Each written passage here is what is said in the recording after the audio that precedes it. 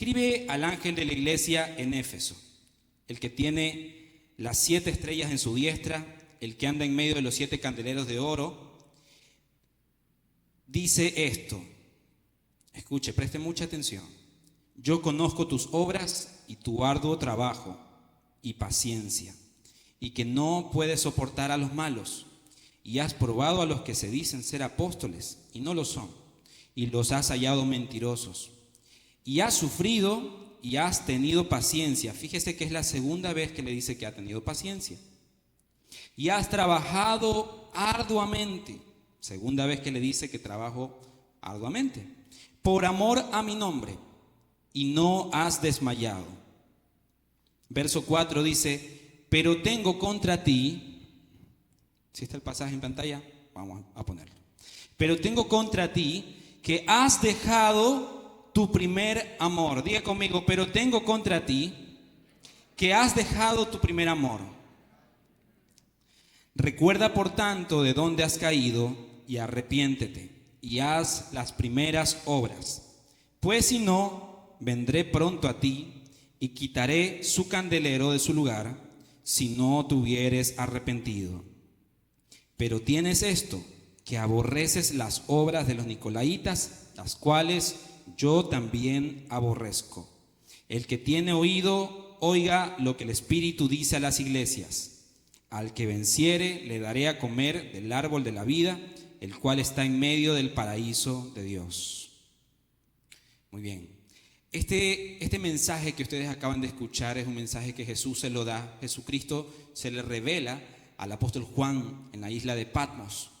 Juan estaba exiliado por el emperador Domiciano. En esos tiempos de la antigua Roma, ¿no?, había la costumbre de que para que no hubieran mártires, ellos se comenzaron a dar cuenta que la iglesia, cada vez que mataba a un cristiano, la iglesia se fortalecía porque habían mártires.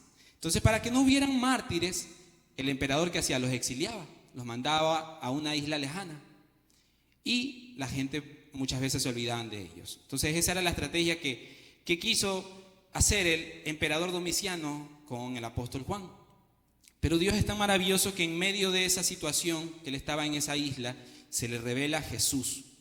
Y él le dice: escribe estos mensajes que te voy a entregar. Y ahí le entrega un mensaje para las 7 iglesias. Estas iglesias son 7 iglesias que están, dice aquí en el Apocalipsis, en Asia Menor. En ese tiempo era el Imperio Romano, esa zona era llamada Asia Menor, pero actualmente es el área de Turquía, ¿sí? Entonces, hay un escrito, hay una leyenda que usted va a encontrar en todos estos pasajes. Hay 7 mensajes. Si usted abre el libro de Apocalipsis capítulo 2, va a encontrarse 7 mensajes a distintas iglesias, y usted va a ver que a cada iglesia le da un mensaje diferente. Pero hay una leyenda que concuerda con todos, que dice: el que tiene oído, oiga lo que el Espíritu dice a las iglesias, en el verso 7. El que tiene oído, oiga lo que el Espíritu dice a las iglesias. Y podemos ver aquí que la palabra está en presente, el verbo está en presente, dice. Entonces, esto nos da a entender que es un mensaje relevante para la iglesia hoy, ¿sí? No está diciendo dijo, sino dice. Este mensaje entonces es relevante para usted y para mí, para todas las iglesias, hasta que Cristo venga. Amén. Entonces diga: este mensaje también es para mí. Amén. Entonces usted va a encontrar una estructura en este mensaje. Va a ver primero que Jesús se presenta. Luego, en algunos casos, Jesús les felicita, les anima por lo que han hecho bien. Luego les corrige por aquellas cosas que han estado haciendo de forma incorrecta. Y al final, Jesús siempre finaliza animándoles a perseverar para recibir una recompensa eterna. Esta es como una estructura de estos 7 mensajes. Entonces, hay algo muy interesante. Si nos vamos a Apocalipsis 2:1, habla de que el que tiene las 7 estrellas en su diestra, Jesús se presenta así, ¿no? El que tiene las 7 estrellas en su diestra, el que anda en medio de los 7 candeleros de oro, dice esto. No sé, mis hermanos, aquí, ¿cuántos vivieron esa etapa en su vida donde enviaban cartas a su esposa, a su actual esposa, ¿no? En sus tiempos de juventud. ¿Quién en algún momento envió esas cartitas, no? Usted las perfumaba, le echaba, qué sé yo, les ponía algo bonito. Y usted ponía en las dedicatorias: el que te ama. Nadie te ama como yo. el que nunca, el que te ha besado como nunca nadie más te besó. Entonces usted le manda una dedicatoria, ¿verdad? ¿Ya? Gracias a Dios, yo soy un poco chapado a la antigua. A mí me gustaba enviarle cartas a mi esposa y ella también me hacía cartitas y las tenemos todavía guardadas y esperamos algún momento nuestros hijos puedan leerlas juntos, ¿no? Pero, hermanos, si no lo ha hecho, les animo, esposos, esposas, escríbanse en una cartita de vez en cuando. La generación de ahora está acostumbrada a enviar de pronto reels, TikToks, diciendo que les quieren mucho, pero anímete a escribir una cartita de vez en cuando, es una dinámica muy linda. Hay algo interesante aquí que vemos que Jesús se presenta y Jesús le dice: el que tiene las 7 estrellas en su diestra, el que anda en medio de los 7 candeleros de oro, dice esto. Cuando Jesús dice eso, las 7 estrellas en su mano representan los 7 pastores a los que él estaba hablando. Y los 7 candeleros representan las 7 iglesias que estaban ubicadas en los distintos lugares, ¿no? Entre esos la iglesia de Éfeso, la que estamos hablando ahora. En otras palabras, Jesucristo lo que está diciéndole es: yo soy el más grande, tengo a mis pastores en mis manos y me muevo entre ustedes. Y esto es interesante cómo Jesús se presenta a la iglesia de Éfeso, porque casualmente en la zona de Éfeso estaba el templo Artemisa, que era una de las maravillas modernas y era uno de los más grandes. La gente viajaba a Éfeso solamente para ver ese templo enorme, que la gente decía y pensaba que era construido por los dioses. También ahí vemos que tenemos al emperador Domiciano, que él se hacía llamar Dios y Señor y se mandó a construir una torre muy alta. Entonces Jesús lo que está diciendo: yo soy más grande que todos esos ídolos. Y hoy, iglesia, Jesús te dice, te habla el más grande de tu corazón, el más grande de tu vida y el que tiene tu vida en tus manos. Amén. Y hay algo también muy interesante que vemos aquí, es que Jesús les dice a todas las iglesias, también usted va a ver una leyenda que se repite que dice: yo conozco tus obras. En todos los mensajes empieza Jesús diciéndole: yo conozco tus obras. Con esto podemos entender y podemos ver que para Jesús no le es ajeno lo que nosotros estamos viviendo. Jesús sabe lo que somos como iglesia. Jesús sabe qué hacemos en el secreto. Jesús sabe qué hacemos en el público. Jesús conoce todo. No hay nada que le podamos ocultar a Él, ¿sí? Bueno, algo que es muy interesante es ver cómo al inicio Jesús felicita y anima a la iglesia de Éfeso. De hecho, si volvemos al versículo 2, vemos que le dice: yo conozco tus obras, tu arduo trabajo y paciencia, y que no puedes soportar a los malos. Y has probado a los que se dicen ser apóstoles y no lo son. Los has llamado mentirosos, y has sufrido y has tenido paciencia. Has trabajado arduamente por amor a mi nombre y no has desmayado. Más adelante en el verso 6 podemos leer que dice: pero tienes esto, que aborreces las obras de los nicolaítas, las cuales, dice el Señor, yo también aborrezco. Miren, es interesante porque este pueblo, esta iglesia que estaba en Éfeso, no la tenía fácil, mi hermano. Algunas cosas que nosotros vivimos hoy como creyentes no se comparan nada a aquellas cosas que vivía la iglesia de Éfeso. Por ejemplo, lo que les estaba comentando hace un momento, ellos tenían un emperador que se hacía llamar Dios y Señor. Y él pedía que se le ofrecieran ofrendas de adoración para entrar al templo o para entrar al ágora, que eran las tiendas principales de aquel lugar. Imagínense, es como que usted no le dejaran entrar al mall si usted no le ofreciera ofrendas a algún señor o Dios aquí. Ese era un primer conflicto cultural y religioso que se encontraban. También vemos que ellos en Éfeso tenían el templo a Artemisa, o conocida también como Diana de los Efesos. Esto provocaba también una presión social y cultural, porque Éfeso era considerada una ciudad principal religiosa por los que estaban en ese entonces. Luego encontramos también que en el Imperio Romano, cuando alguien no adoraba a los dioses que ellos tenían, eran reconocidos como ateos por no adorar a sus dioses y eran condenados por traición y en última instancia a la persecución, el martirio o el exilio. ¿Quién de aquí hasta el día de hoy por predicar o creer en el Evangelio o amar a Dios o hacer algo en la fe le han llevado preso o lo han llevado cautivo? ¿Verdad? Nadie. Imagínense vivir en ese entonces. Imagínense vivir en aquella época donde ellos tenían que resistir a los malos, donde ellos tenían que soportar a aquellos que les causaban daño.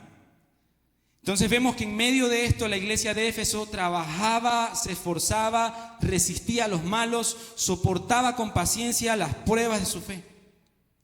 También encontramos aquí que dice que no aceptas las doctrinas de los nicolaítas.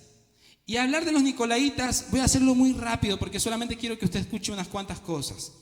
En la Biblia como tal no nombra a los nicolaítas a profundidad, pero lo que sabemos por los textos y por los teólogos es que los nicolaítas eran una desviación de doctrina, era una desviación de la palabra de verdad. Ellos comenzaron a enseñar y a predicar que la gracia nos permite vivir en pecado sin arrepentimiento. Los nicolaítas decían, como ya Dios te perdonó, como ya estamos en la gracia, no importa que vivas en pecado, no importa que vivas haciendo eso, ya Dios te perdona. Cuando realmente debemos saber nosotros que no podemos utilizar la gracia como excusa. Dios nos llama a vivir una vida en santidad.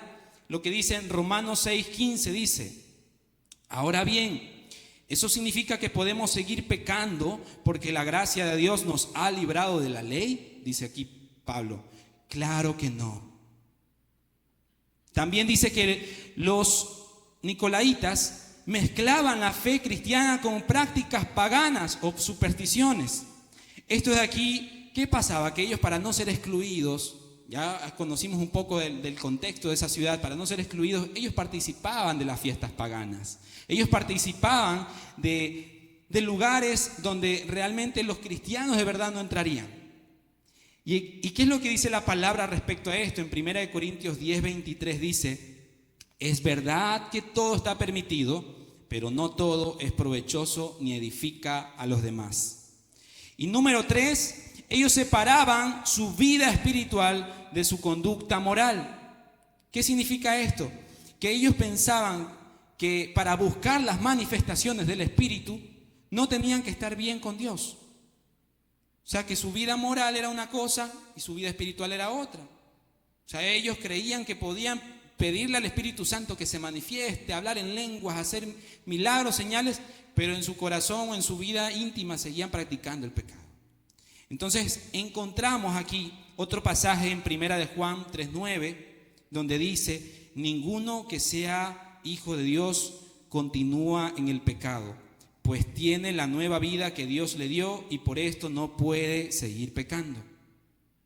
Por eso Jesús dice que Él aborrece las enseñanzas de los nicolaítas. Si usted se va a ese pasaje, en el verso 6, ¿qué dice? Pero tienes esto, que aborreces las obras de los nicolaítas, las cuales yo también aborrezco. Hago este paréntesis aquí porque quiero, iglesia, que cuidemos que no entre a nuestros corazones nunca esta doctrina de los nicolaítas. Nunca mezclemos lo santo con lo profano. Cuidemos nuestra vida espiritual. Pidámosles a Dios discernimiento para poder vivir conforme a su voluntad. Amén. Si usted ve a alguien durmiendo, pégale una codeadita, tómele la foto. Ya sabemos lo que vamos a hacer, los bloopers de la semana. Hasta ahora vemos que Jesucristo los anima, ¿sí o no? Jesucristo les da una palmadita en la espalda, les dice, muy bien, has trabajado duro, te has esforzado, has vencido a los malos, has soportado las pruebas. ¿Verdad que cualquiera de estos mensajes nos va a alegrar como personas? Imagínese por un momento cómo se sentiría usted si en su trabajo llega su jefe y le dice, te felicito porque eres un trabajador incansable. Te vamos a subir el sueldo. Imagínese. ¿Cuántos le gustaría? O imagínese usted que su cónyuge, su esposo, su esposa se acerca un día y le dice, amor, gracias porque tú estás conmigo aún a pesar de las dificultades. Soportas conmigo las pruebas. Gracias por tu amor. Wow, ¿sí o no? Muy lindo. O padres, ¿cómo se sentirían si sus hijos fueran expertos como ustedes en identificar las malas juntas? O esos amigos que sabemos que no nos ayudan para bien. ¿verdad? Sería digno de felicitar, ¿verdad? Digno de animar. Iglesia, yo te pregunto en esta mañana, ¿cómo te sentirías si Jesús nos reconoce como una comunidad que persevera y que resiste en medio de las dificultades? Nos sentiríamos bien, ¿verdad? Se sentiría precioso. Y todas estas son buenas cualidades, todo esto es algo muy bonito, es algo muy bueno. Pero vamos a ver ahora lo que a Jesús desaprueba de la iglesia de Éfeso. Aquí es la parte donde Jesús le dice, pero tengo contra ti. Dígale que está al lado, pero tengo contra ti que has dejado tu primer amor. Aparentemente todo bien. Aparentemente, si llegara al ministerio de trabajo, a la iglesia de Éfeso, todo correcto, todo bien. Llegó el SRI, todo bien. Llegó el ministerio de fundaciones, todo bien. Todo excelente. Pero Jesús le dice, tengo contra ti que has dejado tu primer amor. ¿Sabe por qué, mi hermano, Jesús le habla a la iglesia de Éfeso de esta forma? Es porque Jesús está interesado en una iglesia que lo ame, una iglesia que esté apasionado por Él, una iglesia apasionada por su presencia. Y aquí quiero decirles algo, que la iglesia no es solo una colaboradora de Cristo. La iglesia no es solo una empleada de su reino.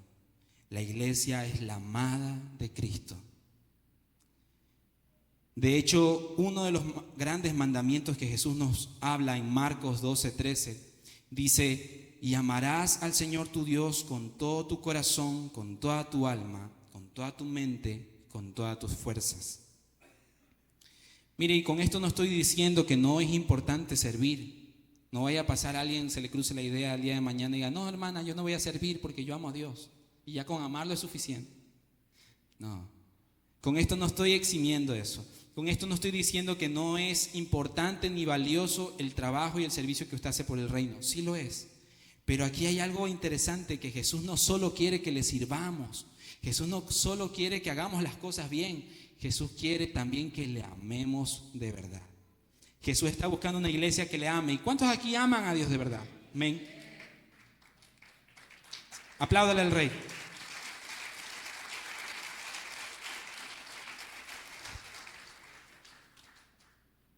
Se me está secando un poquito la garganta. Ahora sí, volvemos. Mire, y aquí hay algo interesante que le dice, tengo contra ti que has dejado tu primer amor.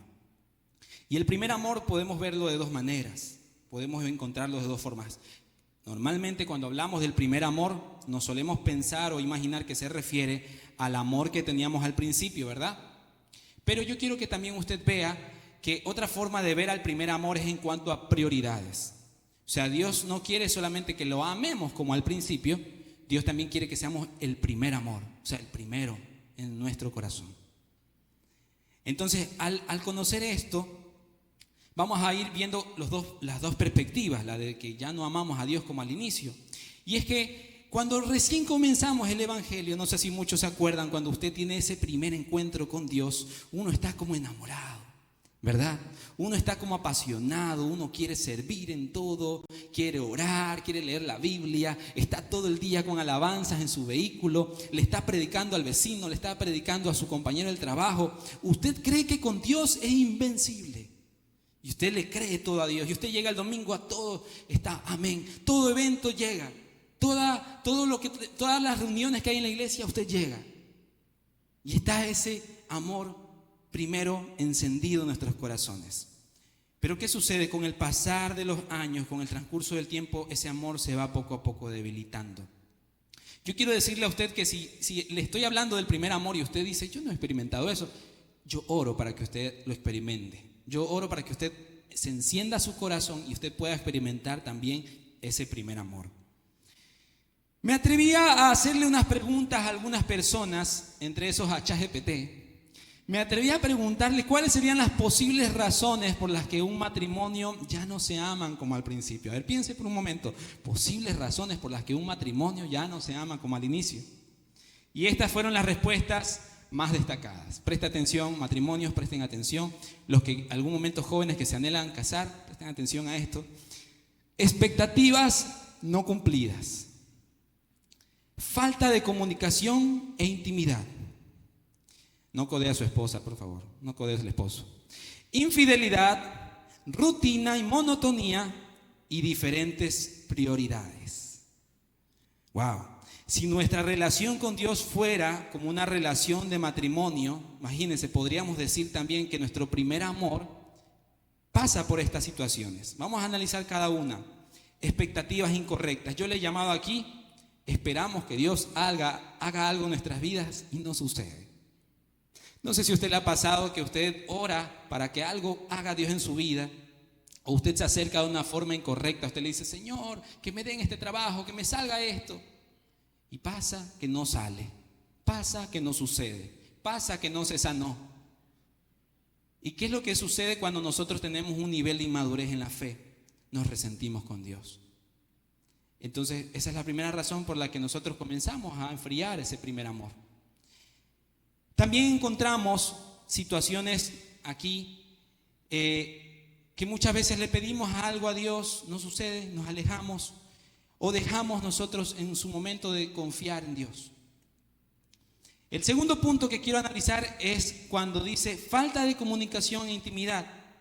Yo le diría, no pasamos tiempo con Dios. Es necesario que nosotros como hijos de Dios tengamos tiempos de intimidad, tiempos a solas con Dios, tiempos en los que compartamos con Él en intimidad.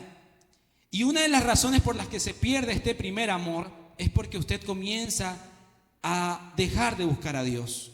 Comienza a tener tiempos a solas con Dios cada semana, después comienza a hacer una vez cada 15, después una vez al mes, y después solo buscamos a Dios cuando estamos en algún problema o en alguna necesidad, ¿verdad? Tercer punto, idolatría. Yo le llamo a eso, era infidelidad, yo le llamo a eso idolatría. ¿Por qué? Porque Dios detesta la idolatría. Dígale al que está al lado, Dios detesta la idolatría. Si usted ve una de las razones por las que el pueblo de Israel padece en el Antiguo Testamento es por la idolatría. Israel tenía un problema en su corazón.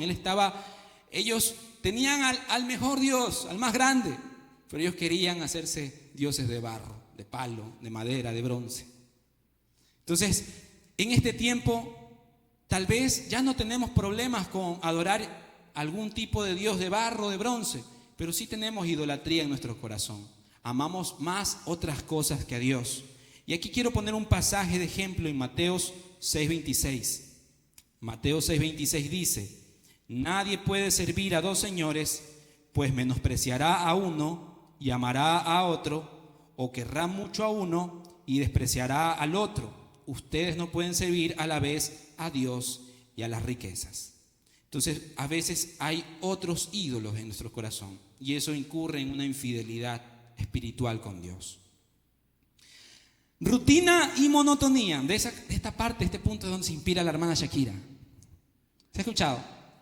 Esa alabanza que dice, no fue culpa tuya, fue culpa mía, fue de la monotonía, ¿cómo fue? ¿Quién ha escuchado esa alabanza? Arrepiéntase.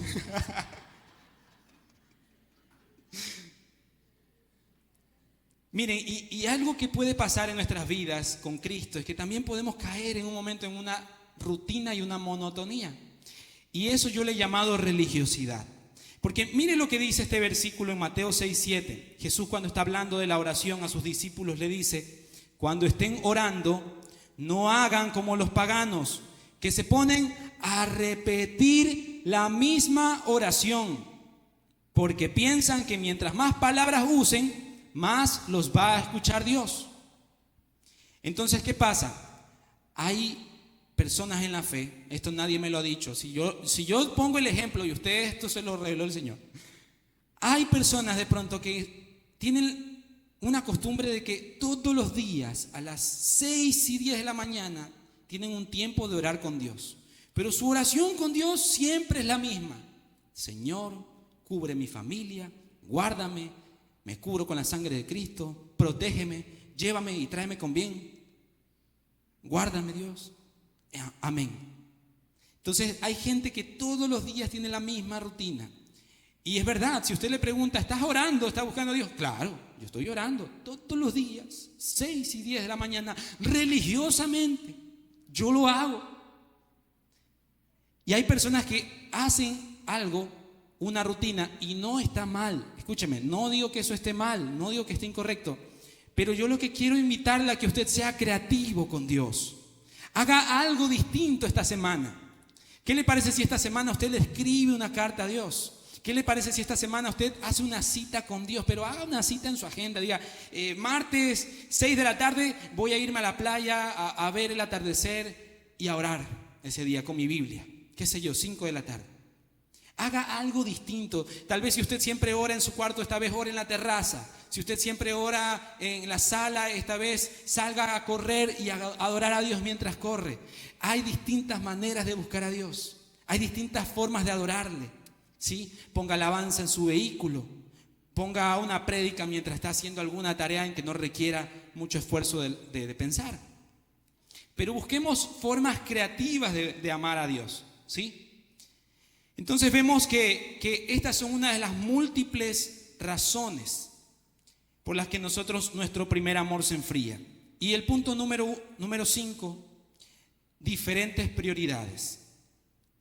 Se ha visto que en los matrimonios comienza a ver de que el esposo quiere ver el fútbol, la esposa quiere ver la novela y comienza a ver la pelea por el control.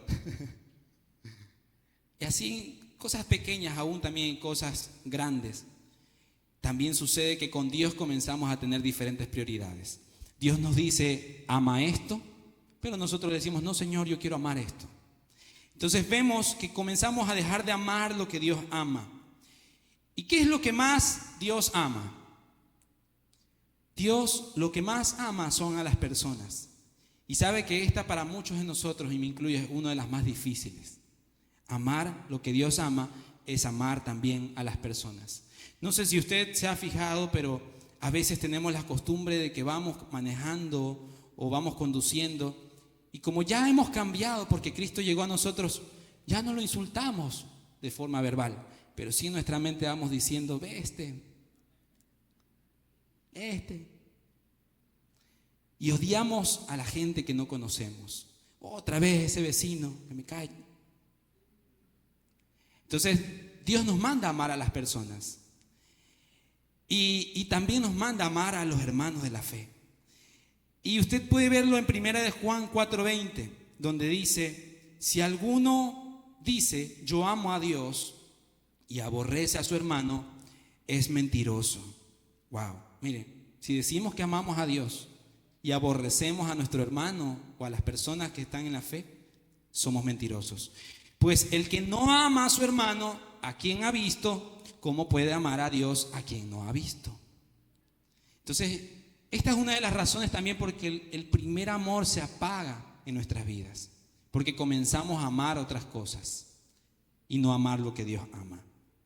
Entonces, estas son en cuanto, el primer amor si lo vemos en cuanto a tiempo. Ya no me amas como antes. Pero otra cosa que yo quiero que usted comience a ver es que Dios también nos llama a que lo amemos como el primero, que lo tengamos primero en nuestro corazón. Y aquí hay un problema que el primer amor se comienza a perder cuando Dios ya no es primero en mi vida, cuando Dios ya no es primero en nuestro corazón. ¿Y por qué sucede esto? Que Dios ya no es primero en nuestro corazón, porque nos acostumbramos a Dios. Porque no tenemos una verdadera relación con Dios. Y comienza poco a poco ese amor a secarse, ese amor a alejarse. Voy a ponerle otros ejemplos. ¿Cuándo sucede que Dios ya no es primero en nuestro corazón? Cuando tomamos decisiones sin consultarle a Dios. Cuando servimos por una costumbre o porque nos toca. Cuando nos volvemos profesionales en nuestro servicio o trabajo a Dios. Cuando ponemos nuestra agenda antes que la agenda de Dios. Este ejemplo que pongo aquí, que voy a decir, lo pongo porque me ha pasado a mí. Y por eso yo me identifico y digo, lo voy a poner. cuando cuidamos a otros sin primeramente ser llenos nosotros del Espíritu Santo. También cuando Dios se vuelve nuestro kit de emergencia en asuntos que no podemos resolver. A veces nos metemos a situaciones, a circunstancias que no hemos consultado a Dios.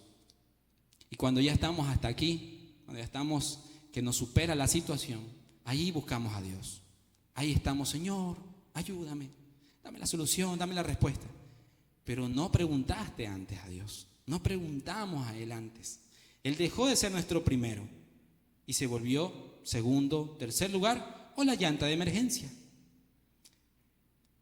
Y hoy, iglesia, Jesús te está diciendo y me está diciendo a mí: tengo contra ti que ya no me amas como al principio, que ya no soy lo primero en tu vida, que aunque te esfuerzas por agradarme, tu corazón se ha alejado de mí.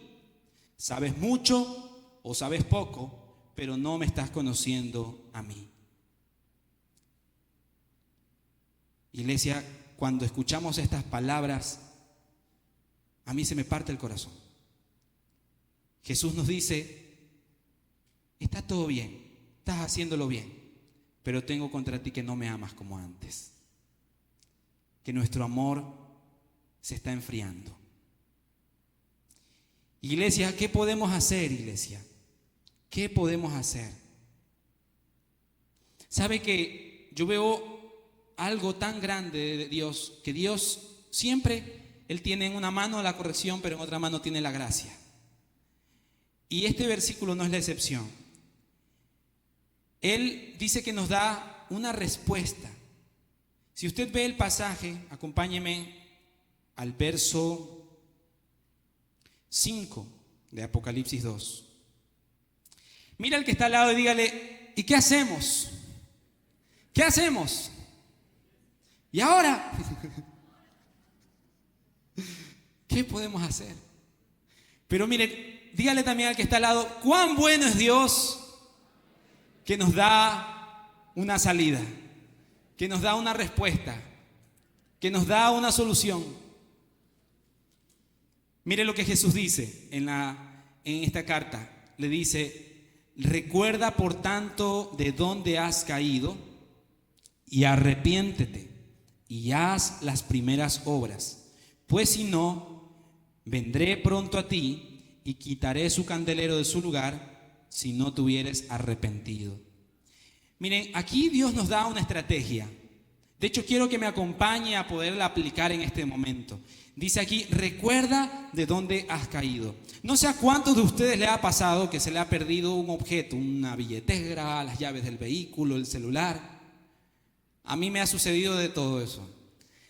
Y cuando se nos llega a perder algún objeto, ¿qué es lo principalmente que hacemos? Nosotros comenzamos a recordar cuándo fue la última vez que tuve ese objeto en mi mano.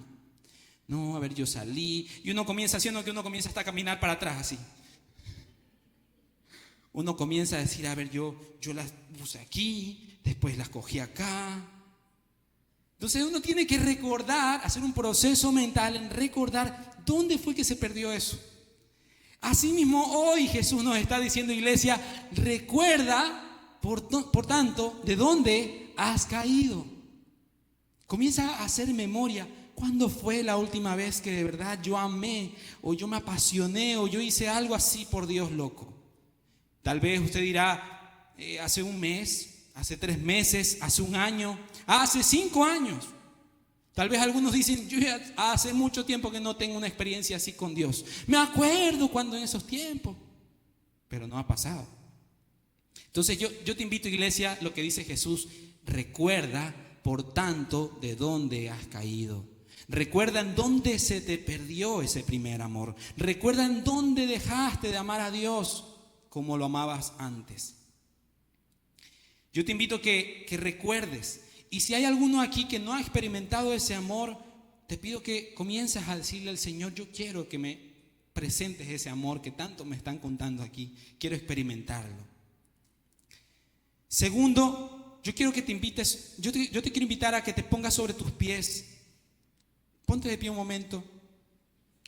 Y yo quiero, iglesia, que tú medites en esto. Medita en esto de aquí. El segundo punto es arrepiéntete. Comienza a pensar por un momento. ¿Cuándo fue? ¿En qué momento fue que yo perdí ese amor? ¿Cuándo fue que Dios comenzó a dejar de ser el primero en mi vida? Y mientras en este momento la alabanza toca una melodía, yo quiero que tú cierres tus ojos. Yo no puedo pasar de este primer punto si primero tú no identificas esto. Iglesia, yo quiero que identifiquemos cuándo perdí. El Señor dice, por tanto, recuerda dónde has dejado, de dónde te has caído, cuándo me olvidaste. Habla con Dios por este momento y dile, Señor, yo recuerdo que fue en tal etapa, o yo recuerdo que fue tal día, o algunos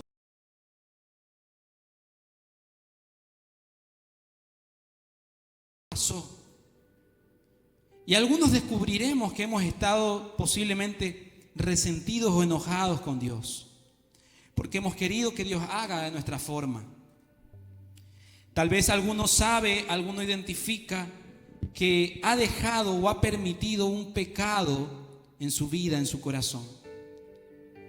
Tal vez has permitido que ese pecado prolifere tu corazón y te has encontrado poco a poco que amas más el pecado que a Dios, que amas más las cosas de este mundo que a Él, que amas más lo efímero, lo temporal que lo eterno. Iglesia, yo te invito en este momento, habla con Dios y dile, Señor, recuérdame, Espíritu Santo, recuérdame de dónde yo he caído. Recuérdame de dónde yo he perdido ese primer amor.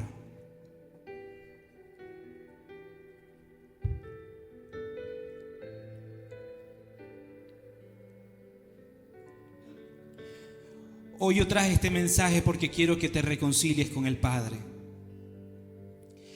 Dios quiere que seamos una iglesia trabajadora, pero queremos también que seas una iglesia que le ama de verdad. Yo te invito que en este momento le digas, Señor, yo no solamente quiero ser una iglesia que te sirve, no quiero ser solamente una persona que sirve en tu reino, que sí es valioso. Señor, yo quiero ser alguien que te ama, alguien que desborda el amor por ti, una persona apasionada por ti, papá.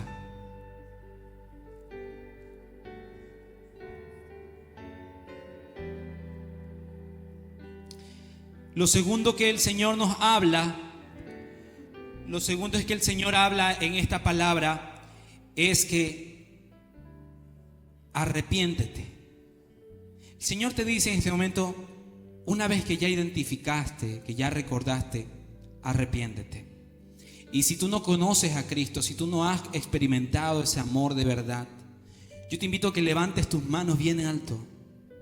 Si alguno aquí no conoce a Cristo todavía, ponga su mano bien en alto y dígale, Señor, yo anhelo más de ti. Yo anhelo de tu presencia. Yo anhelo tu amor. Anhelo conocerte a ti, Señor.